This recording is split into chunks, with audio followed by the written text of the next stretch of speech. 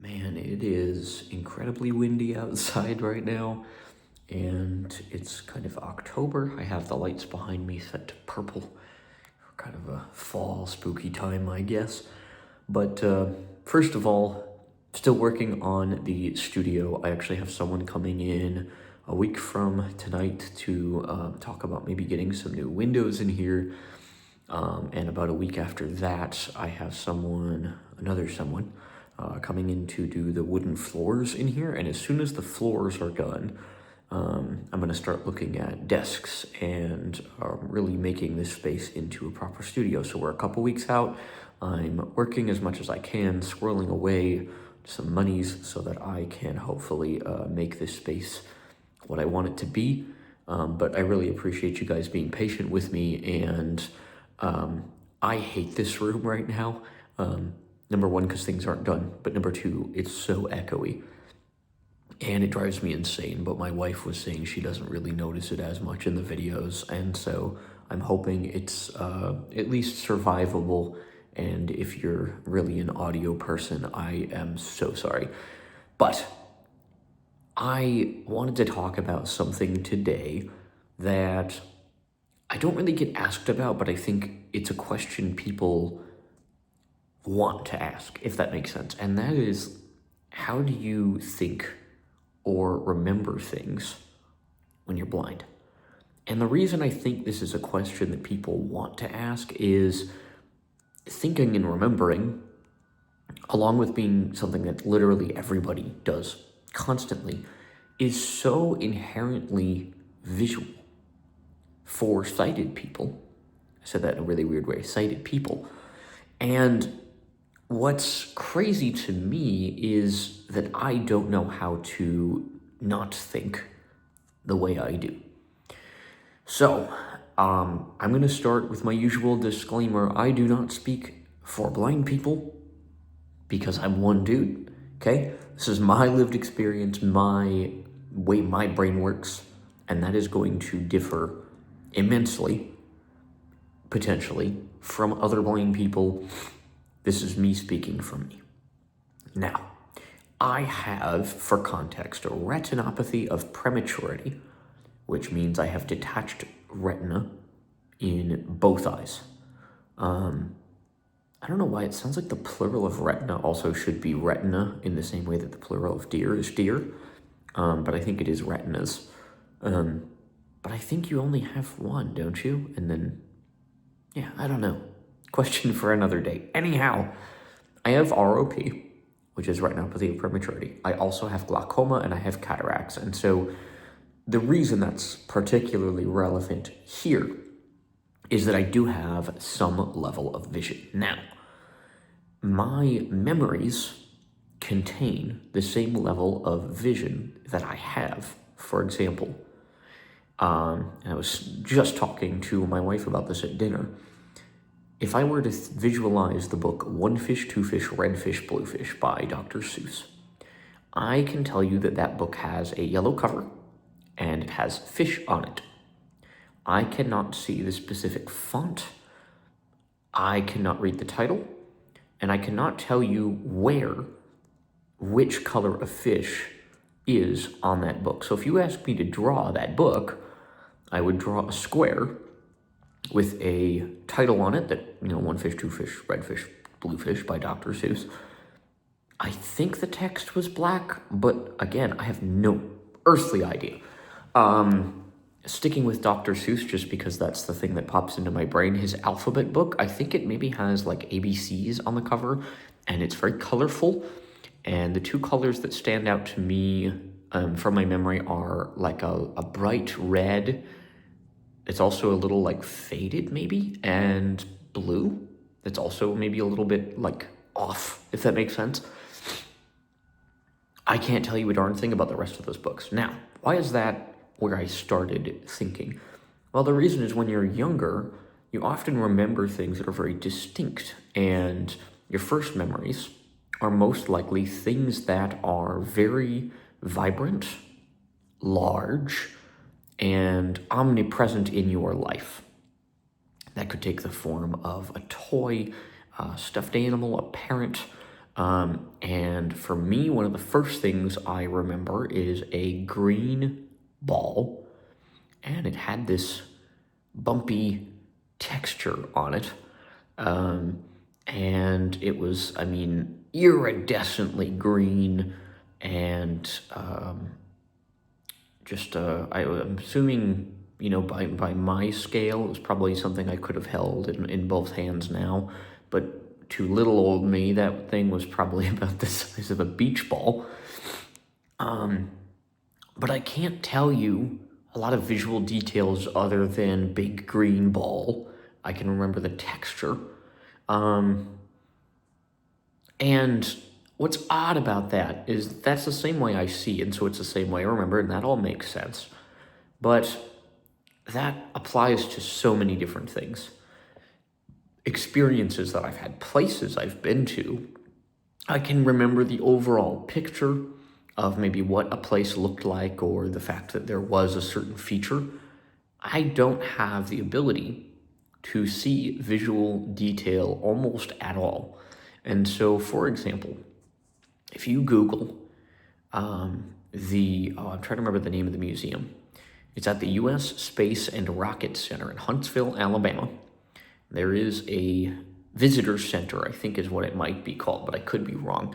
And across the ceiling of the museum area, or one of them, is a Saturn V rocket.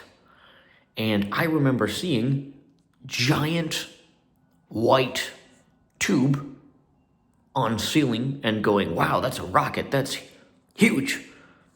I could see no details of this rocket. I couldn't find, any element of it that was important in any way. I couldn't even have told you visually which end was the nose and which end were the fins. But I remember the idea that it was there, and that it was big, and that it was impressive, and the room was so large that we walked from one end to the other to demonstrate the scale of how big the Saturn V was. But I can't see it. If I think back on that experience, I can't see the Saturn V. I remember being in the museum, and I can see giant thing on ceiling, but I just know conceptually in my brain that was a Saturn V. That could have been anything. And someone could have told me it was anything, and I probably would have believed them, and I would be telling you that something else is above that museum than a Saturn V, because that's what I was told. And the reason this becomes important is that as I have become an adult, my vision is very context-based. And so my memories sort of become context-based by comparison. And it has, at times, led me to either misremembering or putting things in different places, or connecting the audio from one experience with the semi-visual of another. A good example of this, I did a video on this channel. It was a joke, but going through the Milwaukee Public Museum, you can check out all my horrible, horrible jokes that I had to make when I made that video. But I remembered the dinosaur scene. So there's a very, very infamous exhibit at the Milwaukee Public Museum wherein a Triceratops is, I believe, being eaten by... See, here's exactly my point. It's either being eaten by actively or about to fight a Tyrannosaurus Rex. And I think he's being eaten. And there's thunder and footsteps, and it's this whole thing.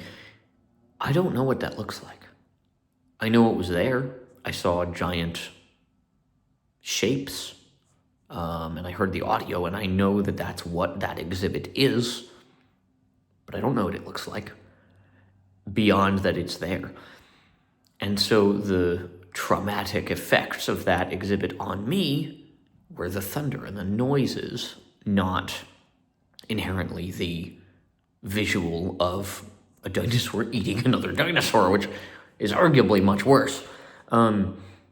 And what's odd about all of this is that I reflect on my, childhood misadventures, things I remember so much of it is based on sounds, emotions, and feelings. And the things that I remember are such broad stroke details that they're the first things to go. And as I move into a period of my life where I may end up losing the vision I have, it makes me recontextualize how my own brain works, in that I think I do the best thinking when I'm thinking conceptually, emotionally, auditorily, and remembering in those same ways. And I'm just curious as to those of you who are visual thinkers, do you see those experiences more than you feel or hear them when you think about, again, things you did when you were a kid?